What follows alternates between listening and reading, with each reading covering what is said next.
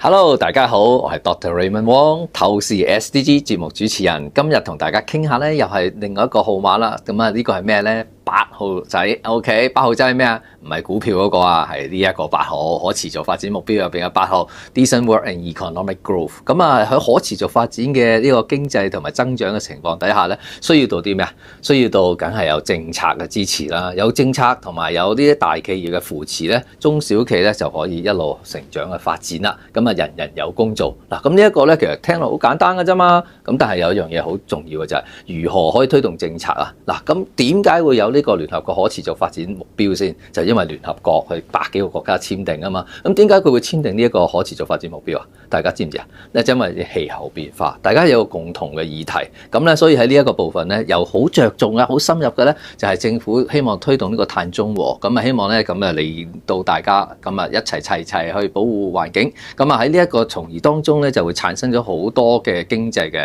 效益㗎啦。舉個例啊，喺一個商場入邊，而家你話點樣可以將 ESG 放咗入去而產生變咗做有經濟效益啊？俾個例子大家嗱，喺入邊咧，如果個用 ESG、SDG 呢個 concept 呢個概念，如果一個商場佢能夠可以做到一個鼓勵一啲嘅市民喺入邊嘅消費 ，OK， 咁咧就可以譬如有消費咗1000蚊，咁佢可以用一個300蚊換取一個700蚊嘅一個嘅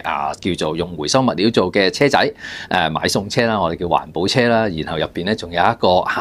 哆啦 A 夢嘅公仔喺入邊嘅，你諗下想像下咁好多人都中意嘅喎，咁嘅話咧又有環保嘅意識喺概念，又可以促進到嗰個經濟，咁啊帶動到一啲嘅中小企業入邊嘅餐廳啊、零售啊等等都會多咗生意嘅話，咁你諗下成件事件係一個好好嘅動作嚟嘅喎，再加上如果我哋去提供呢一個嘅商機喺出邊咧，喺入邊咧嗰個商場，其實佢當中咧其實佢付出咗唔係好多，宣傳嘅為主嘅啫。嗱，咁啊帶動咗從一個 ESG、SDG 嘅概念產生到一個經濟嘅效益，俾到一個人流、客流、現金流嘅一個部分啦，好嘛？咁啊，即刻不如我哋去邀請我哋今日嘅嘉賓同大家分享一下多啲咧，好唔好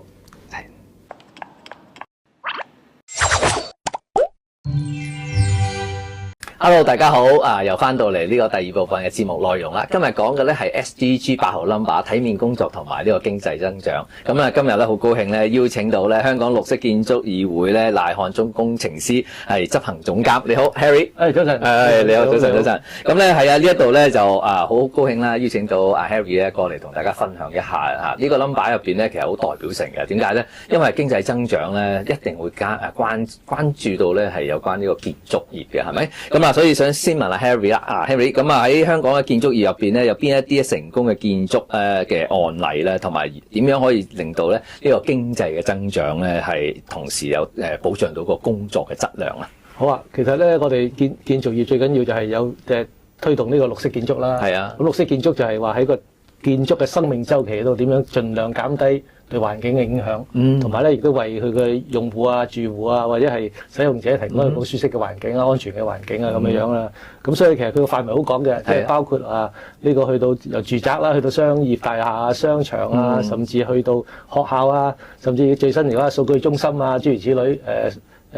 公共設施都包括在內嘅。咁喺呢個 SDG 17個呢個 number 入邊咧，其實有12個都同呢個綠色建築有關係，即係包括係環境啦，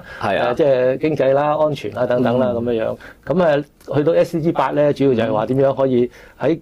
工作體面工作、經濟增長同時咧，保障個工業質量咧。咁係我有啲例子，譬如好似話喺佢建造嗰個時候咧，我哋用一啲譬如預製組件啦，或者係有啲或者叫組裝合成法啦，或者叫機電裝備嘅合成法啦，利用一啲先進嘅技術，譬如機械人嘅技術啊等等咧，去減低個材料嘅浪費，亦都咧係提供個減少個現場嘅污染。提供你嘅工作嘅質量，咁所以呢個咧就係一個好好嘅例子啦。Very good，我見過咧，係咪有一啲而家組裝咧，唔係一塊塊嘅，係一間間咁樣去組裝嘅，係咪？係啦，即係因為佢組裝合成就係個概念就係話咧，佢就好似砌積木咁，但係個積木咧就喺個廠房度生產，咁喺一個好控制環境度安全咁生產之後咧，然後再去到現場就砌積木咁砌上嚟啦，係啦，裝嵌。咁就變咗，如果咧現場施工咧，就牽涉到好多工業安全嘅問題。安全啦。但係呢個喺個廠房生產咧，就解決咗晒呢啲問題。咁亦都將個時間縮短，即係嗰個工程可以更快完成啦，更安全啦，同埋亦都係嗰啲物料啊各方面咧都可以採用啲更對環境有更有幫助嘅物料。所以咧就達至到呢一個頭先我哋8號 number 啦，就係呢一個嘅經濟增長啦，同埋呢個工作質量。工作質量啦，係啦。咁工作質量咧，其實不得不提咧，其實點樣睇翻咧嗰個科技咧，就對呢個市場嘅一啲嘅變化，即係例如喺建築業入邊咧，你覺得可以分享一下？其實喺建造業咧，就其實主要都係有啲新技能嘅需求啦，即係譬如話而家即係頭先我提到嘅組裝合成法啦，或者而家用一啲電腦嘅嗰啲叫做建築信息嘅模擬系統啊，簡稱叫 BIM 啦，即係都係喺電腦嗰度做晒啲設計啊，亦都咧喺個管理嗰度咧有啲智能嘅管理啊、能源嘅管理啊，咁呢啲係啲新進嘅科技啦，亦都係引入咗好多數字化，即係譬如機械人啊，或者係呢啲智能啊嘅裝置咧，幫你去譬如做個地盤嘅勘測啦，做建造啦，甚至係啲大數據咧，多個樓宇嘅運行啊、管理啊嗰度咧，都可以咧又開拓呢個商機啦，亦都係發展啲新科技啦。更重要咧，可以吸引啲年輕人入行啊嘛，對呢方面又好有興趣啊嘛。有科技啊，有科技啦，咁所以吸引到佢哋啦，就提供個高安全嘅工作嘅環境俾佢哋啦。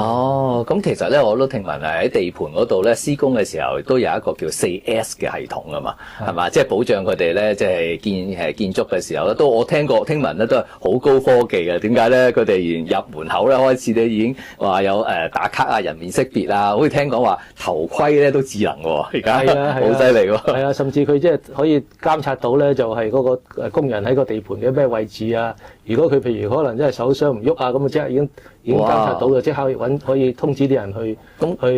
犀利喎！咁即係其實係已經係包括一啲我哋叫 IoT 啦，係嘛 Internet of Things 一啲嘅技術，然後咧去監測同埋好多一啲叫啲 sensor 啊咁樣，然後去睇。係啦。哇！嗱，呢一啲咧，咁如果係讀緊書嘅學生仔咧同學們咧，如果你哋喺對呢方面咧，其實啲科技咧有知識啊，同埋有興趣咧，其實將佢應用喺呢一個場景嗱，就頭先講啦，建築業咁啊，將呢個場景咧就可以去加以運用。咁可能日後咧，你又發明一啲嘅新嘅產品，可以服務到咧呢一個建築業嘅，幫助佢哋更加提高到嗰個服務質量啦，同埋經濟嘅發展嘅。除咗建築之外咧，喺個嗰個樓宇嘅運作啊，亦都係嘅。而家用多智能嘅裝置、大數據係搜集好多數據，然後將個樓宇嘅運行啊、個效益啊提升，咁安全嘅環境啊，點樣做好個室內環境，等個用戶更舒適啊咁樣。咁呢個都係有好多大數據，有 AI 嘅。非常好喎！咁即係話阿 Harry 講話，即係如果除咗喺建築嘅時候啦，嗰個綠色建築啦，帶出咗頭先有一個質量啦，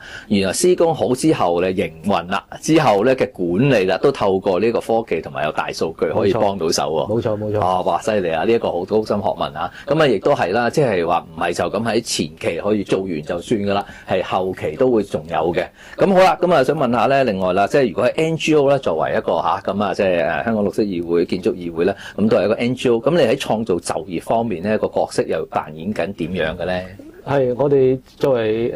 一個綠色建築議會，係作為一個 NGO 咧，我哋推動綠色建築啦。咁所以我哋第一樣嘢，我哋就係培訓一個綠建嘅人才。咁所以我哋成立咗15週年，剛剛成立15週年啦。15年嚟咧，我哋已經即係確認咗超過4800位咧，係綠建專才啦，綠建通才啦，同埋一啲嘅綠建嘅評委，呢啲專業人士係為呢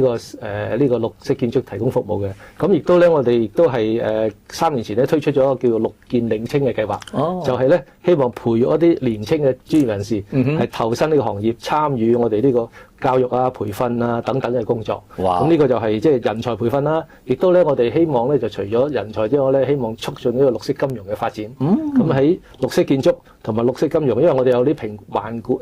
嘅工具，譬如我哋有叫綠建環評嘅系統啦，亦都有個叫零碳就水建築嘅認證計劃啦。呢個都係喺香港金管局嘅可持續金融分類項目裏邊咧，就包咗落去嘅。咁啊，幫助呢個業界咧，就係去取得呢個綠色金融啦，即係提供嘅資金咧，作為一個參考數據。咁仲要推動呢個綠色經濟啦。咁啊，更重要咧就係話咧，我哋希望咧喺鼓勵嘅綠色採購嗰度咧，亦都係啦。除咗呢個建築物咧，嗰啲物料佢哋點樣採購咧？所以我哋都有一個叫做建造業議會嘅綠色產品嘅認證，就係認證一啲建造業裏邊用嘅常用嘅建築產品啊，或者啲物料啊，同埋啲器材等等咧，就透過呢個方面咧，點樣用啲環保嘅器材、環保嘅物料，更能夠提供一個即係個質量啊，同埋安全嘅環境。哇，好好喎！咁啊，即係咧，哇！而家新產品發明啦，頭先都講啊，同學們咧可以針對呢一樣嘢咧，不妨有機會可以上一上綠色建築議會嘅呢個嘅網站，睇一睇佢哋。咦，而家佢哋有一啲嘅頭先講嘅認證啊，嗰啲等等係咩範圍咧？而第日你哋嘅去到大學讀書嘅時候，又會唔會可以去睇一睇邊啲係嘅產品或者嘅方案咧，可以幫到佢哋手啊？咁啊，日後咧你會成為一個綠色專才，可能不日嘅時間咧，我哋咧會同即係香港綠色建築議會咧，不如會唔會有機會可能做一個少少綠色建築師咧即係一個課程係俾中學甚至乎小學生你哋咧？咁呢個我哋日後再探討下。咁啊，今日好多謝即係Harry 啦，咁就同大家分享咗呢一個內容。咁啊，希望咧日後咧可以同大家再見面再分享嘅。OK， 拜拜。好，拜拜。